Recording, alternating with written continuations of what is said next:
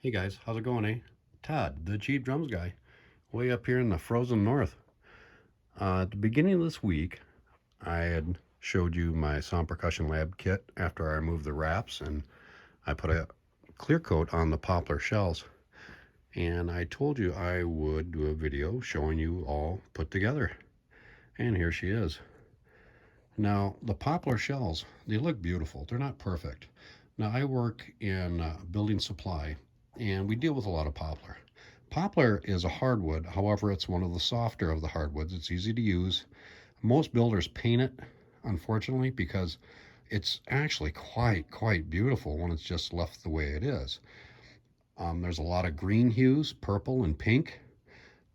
For jump shells, they seem to use just the pure blonde like you see here. And you can see the grain though. But I wanted to show you a couple of things. This kit does look nice, I think, at first glance, but there is a few issues. Like right here. That is in the wood somehow. I was not able to sand it out. And you see there is a couple of holes. Well, like the tom also, there's a couple of holes because the drum badges didn't survive. The screws that Sound Percussion used on those drum badges were really, the metallurgy was terrible on them.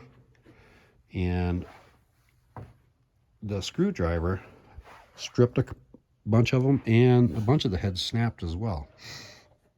So, and then removing everything with my multiplier, my Gerber, I ended up damaging some of the drum badges, so I opted not to save them. But this is what she looks like. Now, again, it's not perfect. You're not going to get perfect results. You see the seam here where the shells are kind of glued together, or where the individual layers are glued together. You really can't do nothing. You could fill a wood putty if you so desire. I mean, this is the back side.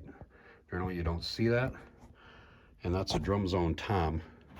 But on the Sound Percussion tom, you can barely see the seam on the 14-inch.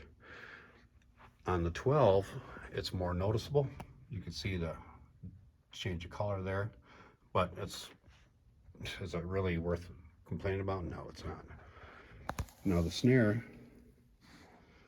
the drum badge survived on that one. I was able to actually harvest the screws from the other ones and use it to remount that. And I'm glad I did because it looks good. And the snares, if any of your drums have the badges on it, should be the snare. But if I could go back in time, I'd probably do all the drums in that honey oak stain. That's beautiful. But one thing I failed to mention in the first video about staining poplar or putting a clear coat on it, in order to bring out the grain definition a little bit better, you should use a pre-stain on it.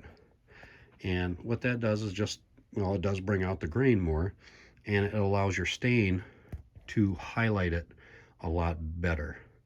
Because sometimes if you don't, you can get a real splotchy look to it and it won't look very good.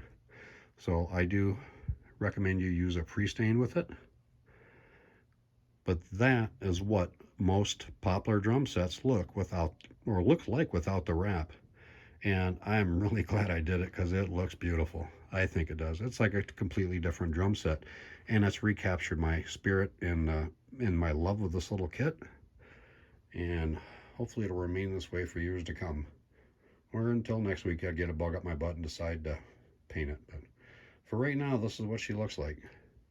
Now I have to finish tuning these toms, getting those moon gels off, and try to do this the right way. But anyways, I'm Todd, the Cheap Drums Guy, and there's the video I promised. Have a good day.